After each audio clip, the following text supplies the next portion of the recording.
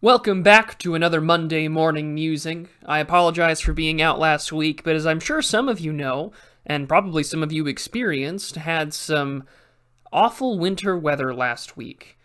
But anyways, I'm really glad to be back, and I'm glad that the power is back on, the temperatures are cruising back up into the 60s and 70s where I live, so it's nice to finally get back into the swing of things and back into the routine of making content both scripted and unscripted.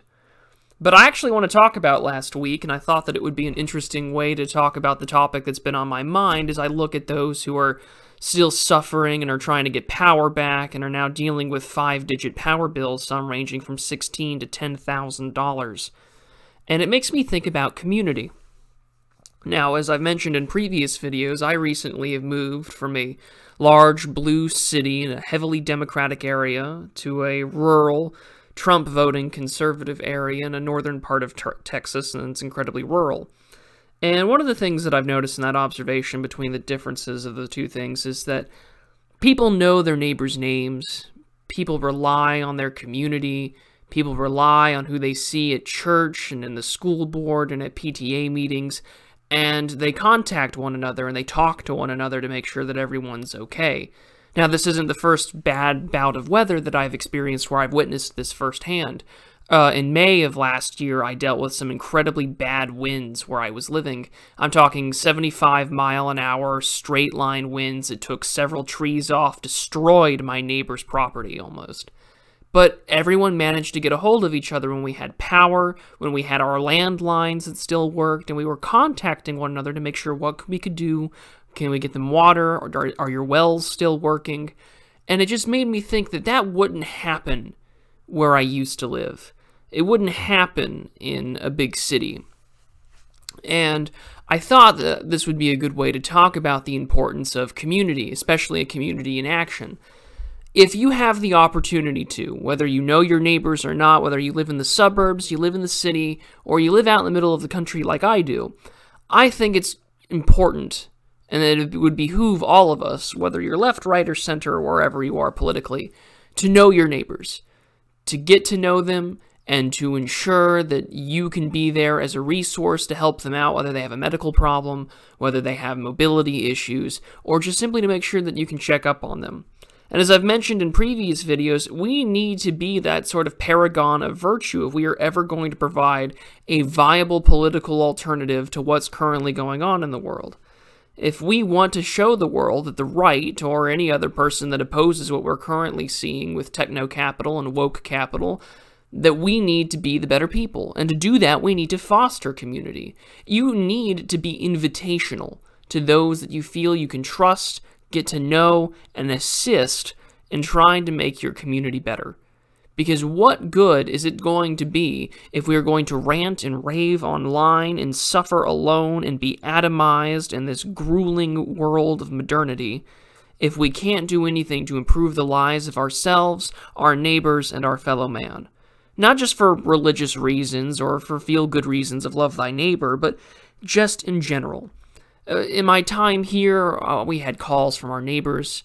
We managed to check up on our local Facebook page for the communities that we lived in to talk about boil notices, talking with local police officers, the school superintendent. Everyone managed to communicate with one another, and it didn't matter if you lived 5 blocks down the road or if you lived off on one country road 5 miles up the way.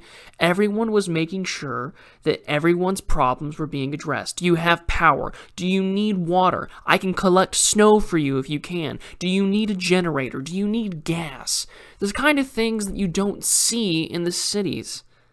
When I'm seeing these videos of people all lined up in their cars and parking garages trying to just stay warm, they're not talking to one another, they're relying on their phones, they're trying to see what's going on, and they're not looking towards each other.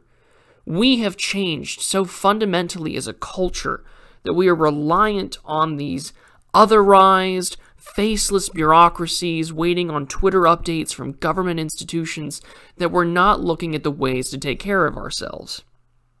Now, I'm not saying that we should completely abandon the social contract or any of those basic tenets of how society should function. I mean, I'm not the Texas mayor that wrote on a Facebook post that only the strong should survive, because I think that yes, you should expect the things that you pay for to be, actually being taken care of in terms of services, but you should expect no one to save you. You should expect to be reliant upon yourself. But most importantly, we should be able to rely on each other as a community.